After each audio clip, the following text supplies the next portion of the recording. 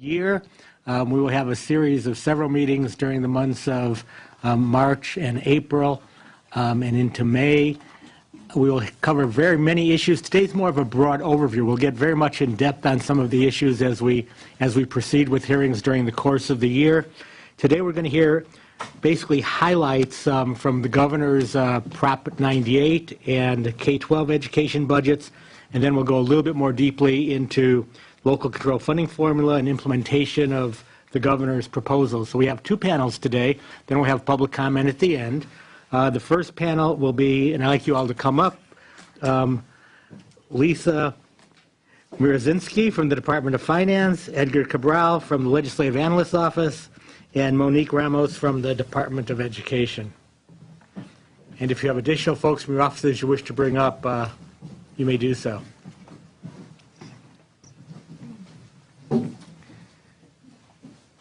And we will begin with the Department of Finance. Again, this is testimony on Prop 98 and the K-12 education budget. Good morning. Lisa Mrzinski, I'm with the Department of Finance. As you mentioned, I'm just going to briefly go over the Proposition 98 budget proposal.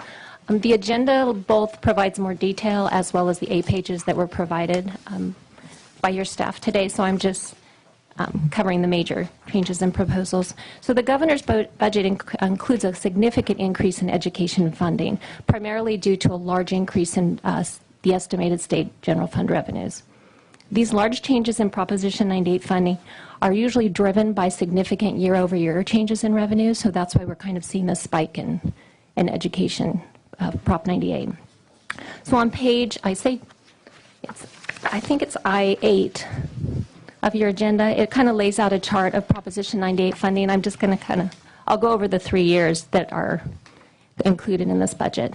So first in 12-13, Proposition 98 is estimated to be funded at $58.3 billion. That's a $1.9 billion increase over the 13-14 Budget Act estimate. And in 13-14, the 98 guarantee is estimated at $56.8 billion, and that is a $1.5 billion increase. So in total, that's an additional $3.4 billion in funding available in Proposition 98. In 2014-15, the governor's budget estimate for Prop 98 is $61.6 billion. That's comprised of $45.1 billion in general fund and $16.5 billion in local property taxes. This is a $4.7 billion increase from the revised 13-14 estimate. So in total, from those 3 years, the increases in the guarantees provides about $8.1 billion in additional Proposition 98 funding. So in addition to those, there's also one-time money made available of about $3 billion. So in 13-14, we had one-time expenditures. In 14-15, that funding is now available to be spent. And with some additional changes in ADA and other Prop 98 changes, there's also another $300 million. So in total, I know that's a lot of numbers, there's about $11.4 billion available to spend in Proposition 98. So the governor proposes to allocate these, or the governor's budget proposes to allocate these, consistent with the education's priorities of paying down debt and moving towards full implementation of the local control funding formula. So the first, the largest amount is the $6.2 billion that's proposed to go towards eliminating the outstanding cash deferrals. So at the highest point, the state was deferring about $10.4 billion in education funding. And at that point, that represented about 20% of the total Proposition 98, the total Proposition 98. So when appropriations are deferred to schools in this manner, for schools and community colleges, it forces them to make some difficult decisions. So some of the districts were able to draw down on their cash reserves. Others had to take out interest-bearing loans, which of course means you have to use future appropriations to pay the interest on those loans. And then some needed to make programmatic cuts or cut services in order to stay within their cash means. So the administration has really made it a priority to pay down these outstanding deferrals first, mostly because the deferred payments really impact a majority of the school districts. Some other options are a little bit more do not benefit all the districts or majority of the districts. And these cash deferrals pose a hardship on the school districts and community colleges' cash flow. So besides the deferral payments, the other large significant proposal is to provide $4.5 billion towards the local control funding formula. And as you also mentioned, this will be covered in more detail with the next panel. So a few other major significant proposals that I'll go over are the investment in community colleges, which is a total of $575 million. So $600 million of the $6.2 billion paid towards deferrals is also for community colleges. But in addition, there's another $575 million for the 3 years, and that's $200 million provided towards the Student Success Program, $175 million for deferred maintenance projects, and $200 million to fund growth and COLA at the community colleges. So just a few other highlights, $46.5 million for a new student assessment system to align to the new Common Core state standards, and $7.5 million to develop a new English language proficiency assessment to align to the new standards there as well. There was some growth in COLA and some adjustments totaling about $22 billion. So besides these are Proposition 98 funding allocations. In addition to that, we're proposing, the governor's proposal is to provide payments for 2 other outstanding settlements. The CTA versus Schwarzenegger settlement agreement, also known as QEIA. We're proposing and are to pay $410 million to make the final payment on this outstanding settlement, and then $188 million payment to satisfy a portion of the outstanding Williams settlement. The remaining balance on the Williams after this payment would be about $274 million. So after making these payments, in addition to the amounts owed to the Williams settlement, the outstanding balance on the education wall of debt would include $1.5 billion in additional settle-up payment and a $4.5 billion in unpaid mandate costs. So that concludes kind of the overview of Proposition 98. I was going to quickly touch upon the, if you're interested in the Prop 98 reserve. Sure, go ahead. Very high level because the language has not been released, and we're anticipating it should be released sometime this month. But I can't make that promise.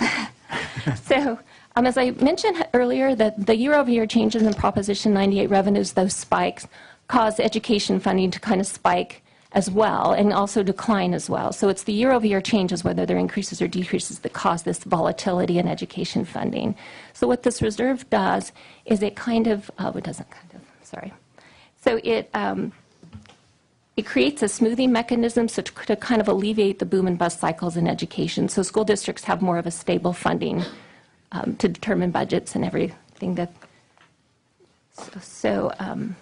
sorry.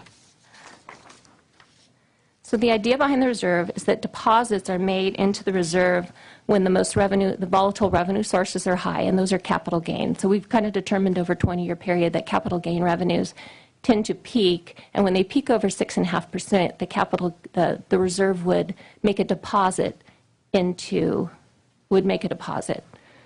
So the Proposition 98 calculation itself doesn't change, just the appropriations within would change. So in years when we're not able to fund growth and COLA based on the guarantee, the reserve would be withdrawn and provided towards education. So the intent is to kind of always provide education with growth and COLA and eliminate the peaks and valleys that occur with spikes in revenue. So the only other aspects of the reserve, kind of at this high level, is that there will be a cap. The cap will max out, and at that point, then the reserves will only probably would be withdrawals at that point. So I don't know if you have any questions or. Well, thank you. And before we move on to the rest of the panel, I want to welcome Senators Liu and Weiland. And if there's no objection, we'll wait until the entire panel testifies before we have questions or comments from the senators. So at this time, we'll move on to the LAO, Legislative Analyst's Office, Edgar Cabral. Good morning, Edgar Cabral with the LAO, and I believe you have a handout that was passed out that I was going to use to go over some of the highlights. I'll skip over some of the pieces that the Department of Finance covered, but I did want to start on page 1 with a page that just walks through the changes in both 1213 and 1314. So as was mentioned previously, the minimum guarantee has increased large part, primarily all of it's due to or almost all of it is due to improvements in general fund revenues in the 3 years, 12, 13, 13, 14, and 14, 15. In addition, I'd like to point out a couple things. So the minimum guarantee is up 1.9 billion in 12-13. But not only that, our actual appropriations are somewhat down, and this is primarily because attendance was lower than we thought. So that, and it's down about 130 million in 12-13, and so that's funding that the state also will need to. The state will need to appropriate another 1.9 billion to pay for the higher guarantee, but also needs to reappropriate that 130 million that the state had intended to appropriate at the Budget Act. So in total, that's a $2 billion shortfall for 12-13. For 13-14, you have the guarantee going up 1.5 billion, again due to revenues, and then in addition, costs, actual appropriations are down 150 million. So combined, you have a shortfall of 1.7 billion. So those two pieces together, it creates a $3.7 billion sort of shortfall for the current and the prior year, and the governor's proposing to make payments, pay down deferrals with that funding to meet this obligation. On page 2, sorry, we have the big table walking through the 14-15 or 12-13, 13-14, and 14-15 minimum guarantee. I would just point out again, it's a $4.7 billion increase from year to year. For school districts, programmatically, it's about a 10% per pupil funding increase. Once you pull out kind of some of the one-time things and deferrals that are appropriated in each of those years. We would point out also on property taxes. The property taxes are up overall 630 million.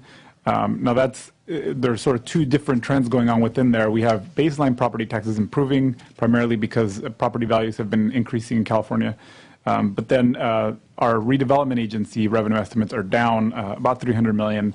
And this is in large part due to anticipated litigation associated with these RDA revenues. Some of that has slowed down the amount of revenues that have materialized for RDAs or from RDAs. So on page 3, we just have a couple things for you to keep in mind as you're. We know that Prop 98 ultimately depends on revenues, and you'll get a much better sense of revenues when we're at the May revision. There were just a few points that we'd like to point out in terms of changes from what you'll see now to what you'll see in May. The first is with the effect of revenues on the guarantee. The effect, in the past there have been discussions about rough rules of thumb. How much is Prop 98 going to grow depending on revenues? At this point, what we would say is it really depends on the year in which the revenues materialize. So, for example, if the revenues all materialize in 14-15, if you have $1 billion in new revenue in 14-15, virtually all of that is going to go to Prop 98. And that's because the situation, the state's in a test 1 with a large maintenance factor payment owed. So if new revenues show up, the formula says we need to accelerate funding for education. If the funding were to materialize, say, half in 13-14, half in 14-15, then all of it would not go to Prop 98. Instead, it would be you'd get about roughly half of that revenue would go. And again, that's because the formula in 13-14 is slightly different from what the formula would say in 14-15. So that's just something to keep in mind as there are discussions about what would happen if revenues were to come in higher. It really depends on the specific year in which those revenues come in. The other piece, which is highly technical, but we just wanted to, and I could just bring up generally, and I'm happy to go into more detail if you're interested, is that the per capita personal income number, which is something that's part of the calculation, it's embedded in the maintenance factor calculation itself. We expect that could change significantly when we get to May revise. This is the per capita personal income number was based on estimates, and we will get some revised numbers from the federal government. Will put out revised numbers in March. That's what's used in the 98 calculation. It'll have some counterintuitive effects. So if the per capita personal income is higher, it actually reduces the minimum guarantee. So in our rough rule of thumb that we've been looking at is if per capita personal income is up 1%, then the guarantee would be down about 500 million. So that's just something to keep in mind, and it would be vice versa. If per capita personal income falls, the guarantee actually increases. So we just want to point this out in terms of when you see something in May, and there could be a lot of reasons to explain those differences. These are two pieces that we think will have a big effect, and in the case of this last one, could have a sort of counterintuitive effect that you might not expect. On page 4, we have our big table that just walks through the major spending changes in 14-15. I think most of this has already been discussed. So the big pieces are in all of this is LCFF funding and paying down deferrals. There are a few other smaller pieces in education, like providing COLAs and changes to categorical funding to reflect updates to attendance. But the vast majority comes from both LCFF and paying down deferrals. Community colleges also, there are big programmatic increases, but the biggest individual piece is the deferral pay down. On page 5, we just have a quick chart that summarizes all of the deferral payments. Because they are over a 3-year period, it's a little bit hard to keep track. But you can see that over the 3-year period, the governor is proposing to pay down $6.2 billion in deferrals. That would completely eliminate our outstanding deferral payments, so that by the time when we get to 14, 15, and 15, 16, school districts would have all their funds paid on time. And then on page 6, we have finance discussed some of their plans for paying off debt, and this chart just walks through that payment plan through 17, 18. In 14, 15, the governor is proposing to, again, pay down, by the end of 14, 15, all deferrals would be paid down. Also, the obligations related to the QEIA program also would be completely paid off. There is also in 14, 15 a $188 million payment for the emergency repair program. There would still be an additional payment that the governor would provide in 15, 16 of $274 million to retire that obligation. And then mandates, there's no payment in 14, 15, but from 15, 16 through 17, 18, there will be 3 payments to retire the mandate backlog. We had just, overall, in terms of the governor's proposal, we do think that it's a reasonable approach. We do think that having an approach that combines providing ongoing programmatic increases with setting aside some money for paying off your one-time obligations makes a lot of sense. You could, quibble with exactly how much should go to ongoing, how much should be used for one time, but we think that this approach is a good approach. I think our biggest concern with the one-time payments for your obligations is that they be retired before Prop 30 expires, and the governor's proposal does do that. You could make decisions about, say, paying deferrals, paying the mandate backlog instead of deferrals, and that could have different effects on schools, but we think we don't really have a strong preference either way, as long as there is a sort of dedicated amount that's used to pay that down. And then the other thing we'd say is just that the one-time funding also provides you with a cushion in case there are slowdown in revenues for some reason. So if, for example, in 14, 15, general fund revenues fall, the minimum guarantee falls, then you could go in and say, we're not going to pay down all the deferrals, and that provides the state with immediate savings without requiring school districts to go out and make big cuts. They would have to adjust their borrowing, but we think that's a lot easier than having to deal with mid-year cuts. Thank you, Mr. Cabral. Next, we'll hear from the Department of Education. Ms. Ramos. Good morning. Monique Ramos on behalf of State Superintendent of Public Instruction, Tom Torlakson. The superintendent is pleased with the governor's proposed budget. It builds on the recommitment to ensure that students graduate college and career ready. It's not just the additional funds that help schools, but it is also the new local control funding formula.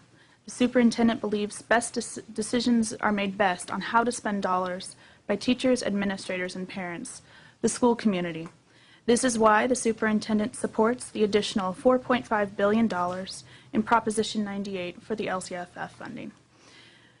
This brings school districts to 28% of their LCFF target and fully funds county offices of education. Another key aspect is the repayment of the $5.5 billion in deferrals. This money could not come at a better time, as schools are in the process of implementing LCFF, LCAP, and the Common Core standards. Last year, the superintendent was pleased with the $1.25 billion block grant to implement the Common Core standards. Standards are a smart choice for preparing our students for college and career, and the block grant aided in the implementation, providing dollars for professional development, improving technology, and new curriculum materials.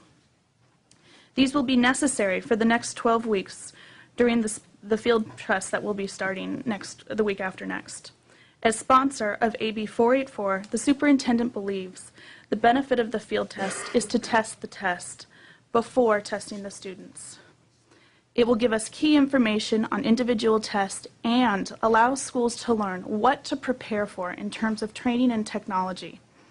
We have an opportunity, a one-year window, to prepare for the assessment that will be operational in spring of 2015.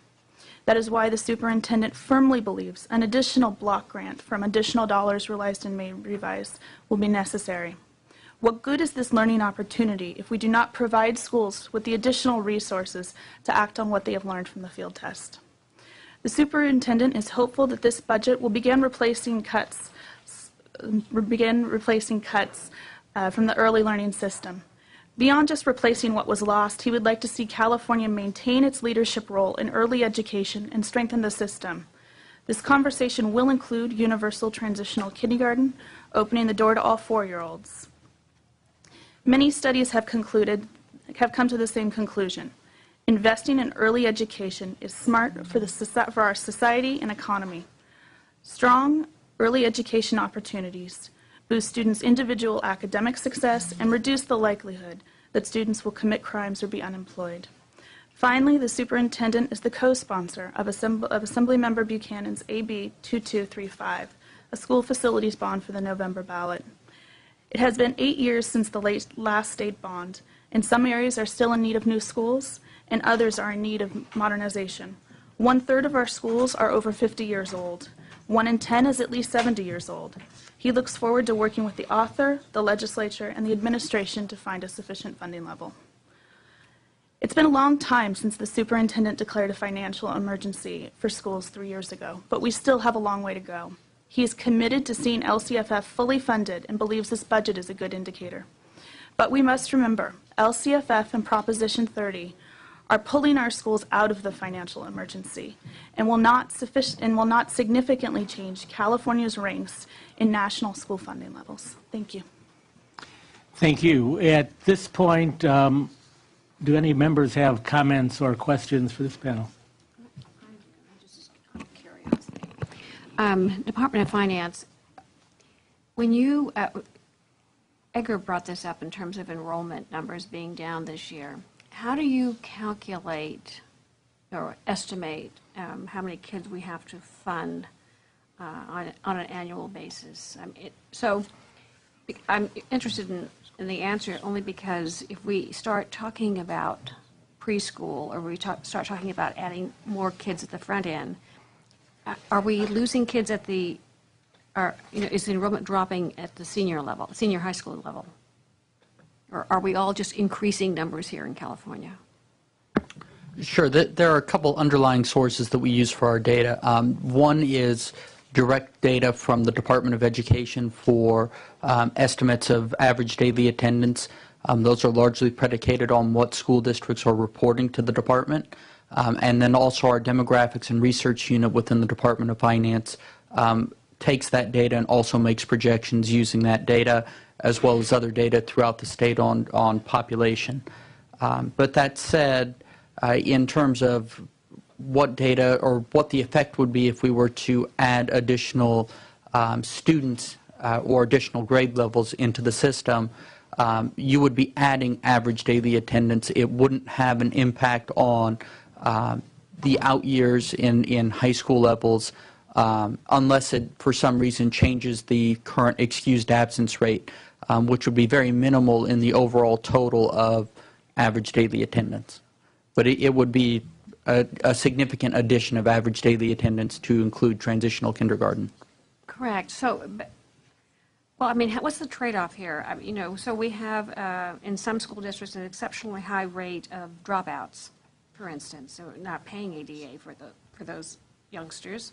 So, I mean, how do you guys get to a number that we all feel comfortable with in terms of estimation on our part, if we want to improve or grow programs or cut programs, et cetera? How do we all kind of work together to find what the balance is, I guess?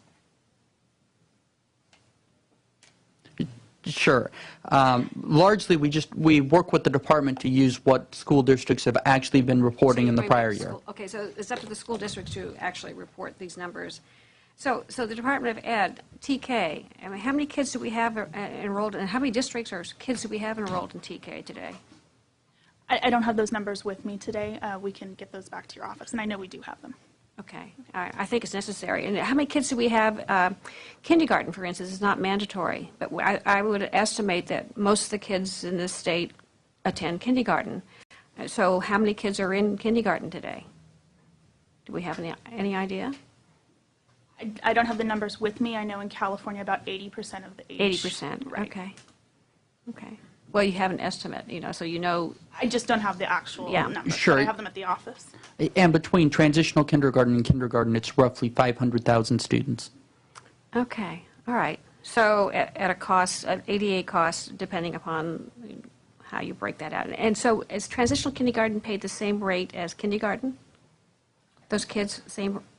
Under today's system, they are. They are considered the first year of a 2-year kindergarten program and would be funded at the school district's prior revenue limit and now under the K-3 grade span under LCFF. And do we have standards in kindergarten? Do we have standards in TK? We have standards in kindergarten. I need to get back to you on the TK answer. I believe it's considered a program. I mean, so what's being taught? I mean, it should be a progression rather than just repeating the same information. We'll get back to you with that answer. Thank you. Okay, thank you, Senator Liu. A couple of questions. Department of Education had mentioned Common Core standards and the importance of funding preparation for Common Core. You mentioned early childhood education. Where's the Department of Finance in terms of funding for those programs and other programs that the legislature has expressed concern about, including career technical education? Thomas Todd, Finance. I think it's on. I think we're aware that the legislature obviously has some priority areas that they would like to invest funds in. I mean, I think the administration's made it pretty clear what our priorities are. We want to significantly invest in the local control funding formula, and we want to pay down, obviously, debt while we can. There's no guarantee that Prop 30 revenues will be extended, so we're considering those time limited. And so we think it's prudent to pay down our debts. That said, recognizing that the legislature, has an interest in investing potentially in TK, in career tech, and perhaps even a second investment in Common Core, we're glad to have that discussion with you. We're perfectly happy to engage in an ongoing dialogue, about investing in those other areas. At this point, we're not in a position to support specific investments in any of those areas.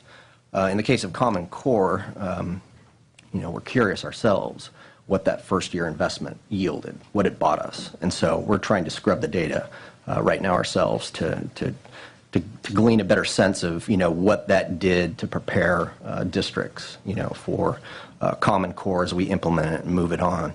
If we find, that there's a need for a second-year investment in Common Core, that's something that we would certainly consider along with you in discussions with you.